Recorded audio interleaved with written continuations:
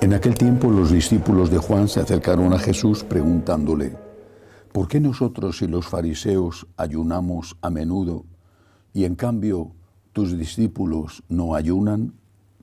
Jesús les dijo: ¿es que pueden guardar luto los amigos del esposo mientras el esposo está con él?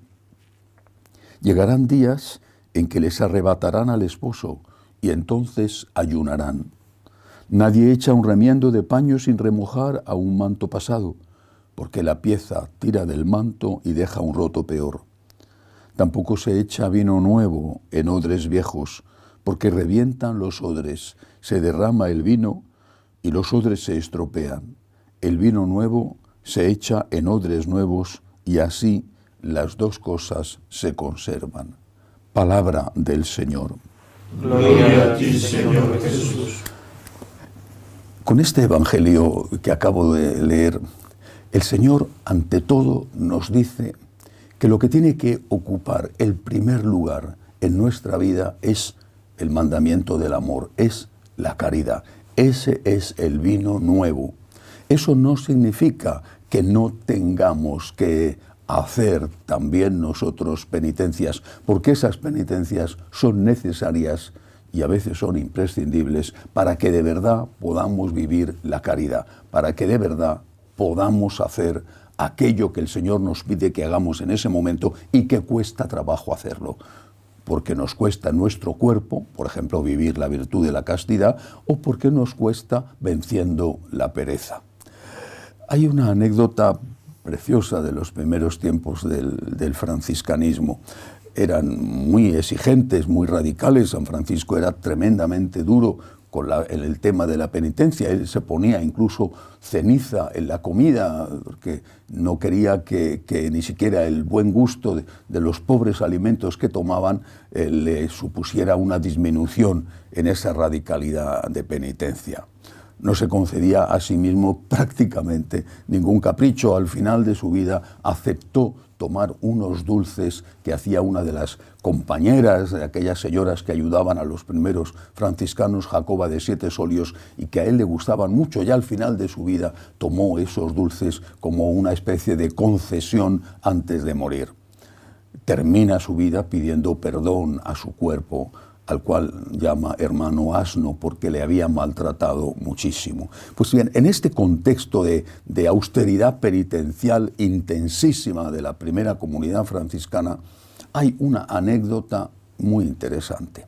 Uno de esos primeros compañeros, Fray Junípero, que era un hombre muy sencillo, pero un fiel seguidor de San Francisco, ellos dormían, los frailes dormían en un dormitorio corrido, sin departamentos, ponían unos jergones de paja en el suelo y ahí dormían uno junto al otro. Pues bien, uno de los frailes estaba, esa noche por lo menos, que estaba desesperado por el hambre. Tenía mucho hambre y en pesadillas o despierto o como fuera, empezó a decir que tenía hambre y que se moría de hambre. Quién sabe si habrían comido o cenado a lo mejor nada más que unos mendrugos secos de pan. El caso es que tenían un cerdito en el convento y Fray Junípero se despierta a mitad de la noche oyendo a su hermano que tiene hambre. Se levanta, va al cerdito y, bueno, son cosas de la Edad Media, pero lo cuenta así, las florecillas, va al cerdito y le quita una pata al cerdito y la pone a cocer para darle de comer a su hermano que tiene hambre. Y este gesto no fue criticado por San Francisco. ¿Por qué? Porque lo primero era la caridad, lo primero era el amor. Y cuento esta anécdota de gente que era extremadamente rigurosa en la penitencia, con unos niveles que a nosotros hoy nos parecen demasiado, nos parecen incluso inhumanos. Era la Edad Media. No podemos contraponer penitencia y caridad, no podemos hacerlo, porque para amar siempre hay que hacer un esfuerzo. Amar es salir de ti. Amar es pensar en el otro antes que pensar en ti mismo. Y eso cuesta, y cuesta mucho. A veces ni te das cuenta siquiera, y pasan por tu lado tus hermanos pidiendo ayuda y ni los ves ni los oyes.